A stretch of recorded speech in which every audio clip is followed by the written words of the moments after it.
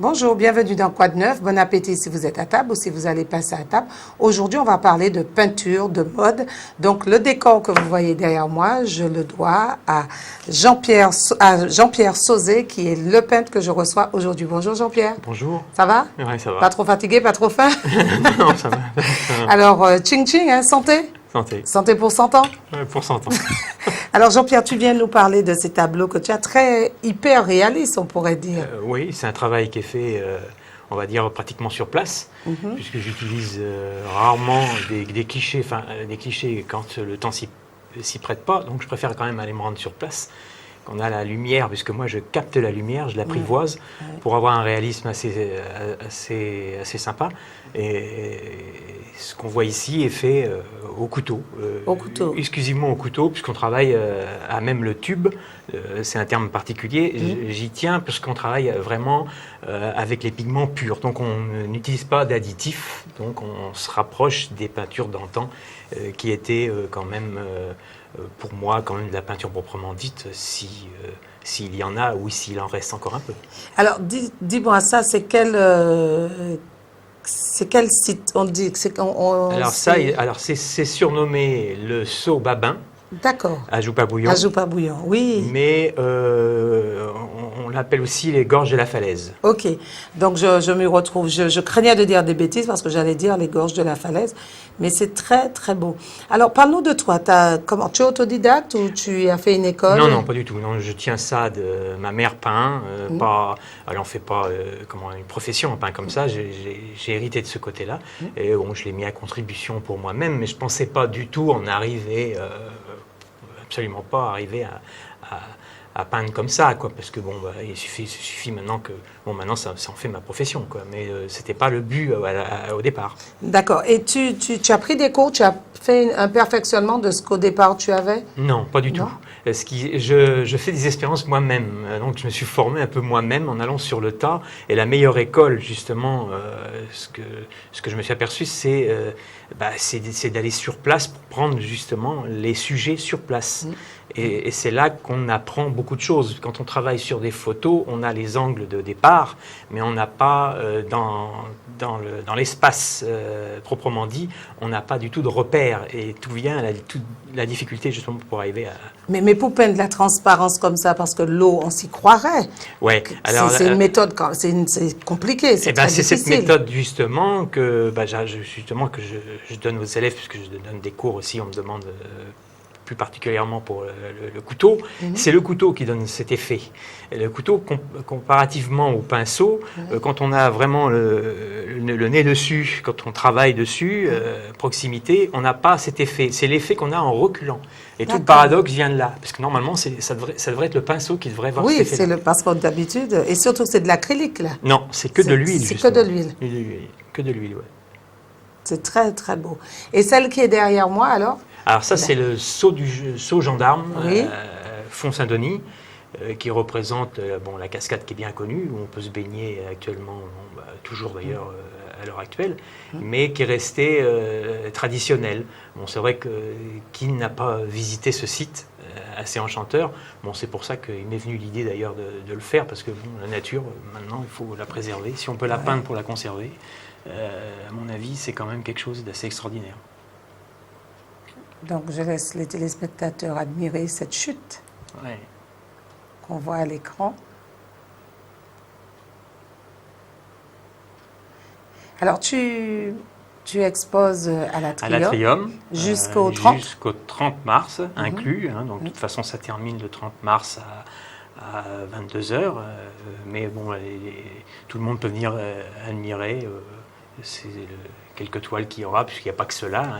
Oui, tu as beaucoup. Il y a la Maison de la Canne, il y a toute une série de toiles qui retracent un petit peu... il n'y a pas que ça, puisque l'exposition s'appelle Symphonie Nature et Voyage. Donc il y a quelques sites que j'ai fait aussi qui sont sur Venise, sur des endroits, même le Maghreb, sur pas mal d'endroits où il y a pas mal de dunes et du sable. Oui, puisqu'on s'était vu lors de ta première, pas ta première, mais on s'était vu. Sur l'Homme du désert. L'Homme du désert, magnifique. Il te reste encore quelques toiles de cette collection? Il reste les Femmes du désert que j'ai. Oui, je les ai encore, mais le reste, non, je n'ai plus. Après, c'est vrai que ça fait un petit moment. Est-ce qu'on peut vivre de son art en Martinique? Ça reste, bon, c'est un grand point d'interrogation. Je crois que ce qu'on a de précieux, c'est de pouvoir faire ce qu'on aime. Bon, maintenant, c'est vrai, faire ce qu'on aime, ça remplit peut-être pas l'assiette, comme on dit. Je pense qu'à un moment ou un autre, ça le viendra, parce que ce qu'il faut, c'est croire au moins à soi. Et je pense que ça peut, c'est pas exclu de pouvoir y arriver, et pourquoi pas. Maintenant, ça reste quand même assez difficile. Mais bon, comme on dit, il faut tenter le coup. Moi, je l'ai fait. Bon, à un âge comme ça, bon, on se dit, tiens, on le fait, et puis pourquoi pas. Bon, maintenant, après, c'est l'avenir qui le dira. Mais Bien sûr. Voilà. Eh bien, merci d'être venu nous parler de cette... rappelle-moi le nom de l'exposition. Symphonie, nature et voyage. Symphonie, nature et voyage. Et puis, je vous rappelle, téléspectateurs, que nos artistes ont besoin de nous. Bayou en main, Bayou en pâle. Allez les voir. C'est gratuit, hein? Ah, tout à fait. C'est gratuit. Tout à fait. Donc, il faut... dis-le aux téléspectateurs qu'il faut venir te voir. Venez me voir pour tout renseignement, même si vous-même, je suis à la disposition de tout le monde pour savoir s'ils veulent au moins, bon, même pour des précisions, même des cours, puisqu'on me demande ça. Je ne précisais jamais, et on me demande justement si je donne des cours. Ben oui, je donne des cours à Lens-Mitan, au niveau du pinceau, au niveau du couteau, et ça peut se fusain. Tout perfectionnement est pris en charge. Un numéro de téléphone? Oui, portable, c'est 41 01 07. 41 01 07. D'accord. Une dernière question. Quel est ton maître ou tes maîtres? Alors, moi j'aime beaucoup Claude Monet. Oui. Il y a un Claude Monet, puisque on retrouve un petit peu dans Claude Monet, on retrouve un petit peu la touche, puisque c'était ça, on appelle ça, techniquement on appelle ça la touche, puisque c'est fait avec un médium particulier.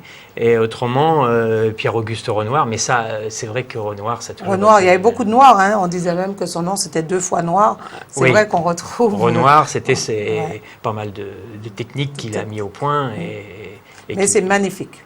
Vraiment, j'adore. C'est très, très beau.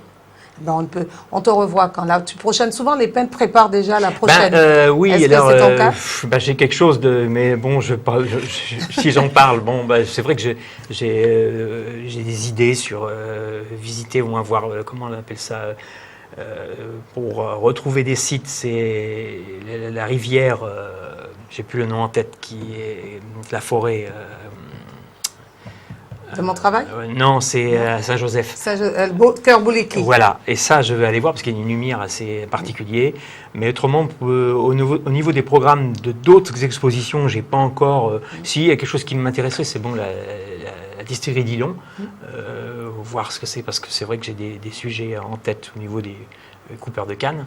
Mais bon, tout ça, c'est pas fait. J'en parle maintenant, mais c'est vraiment pas fait du tout. Je t'avais rencontré une fois et tu peignais sur du bois carrément. Et c'était magnifique. Alors c'est ça, c'est des visages que je fais. C'est des visages. Alors je suis justement actuellement en train de faire quelque chose d'ailleurs alors ça c'est une petite parenthèse. C'est vrai que dernièrement j'ai un client à moi qui m'a pris pas mal quelques toiles et un jour m'a demandé de peindre sur un fût de 200 litres de rhum, un fût en bois. Et je suis en train de le finir. Bon, c'est sûr que pour l'amener, ça sera difficile. Ça sera difficile. Mais on viendra le voir. Un coupeur de canne qui est fait dessus et qu'on va exposer. De toute façon, on va l'exposer. Et il est pratiquement fini. Mais autrement, pour ce qui est du bois, ça c'est les visages. Après, on me donne une photo, ça je refais facilement les visages. Ça c'était très beau. Ouais. J'avais vu ça et c'était magnifique sur du bois. Ouais. Ben, merci Jean-Pierre d'être venu nous parler de ton travail. Et puis les téléspectateurs pourront te retrouver à l'Atrium jusqu'au 30. Voilà. D'accord. Donc, invite-les à venir te voir. Ben, venez, moi je vous attends. Moi je suis tout oui à vous écouter et puis pour savoir ce que vous voulez, pour même des commandes particulières, il n'y a pas de problème. Moi je suis là pour ça. Merci. Alors on continue avec la mode. À tout à l'heure. Merci Jean-Pierre.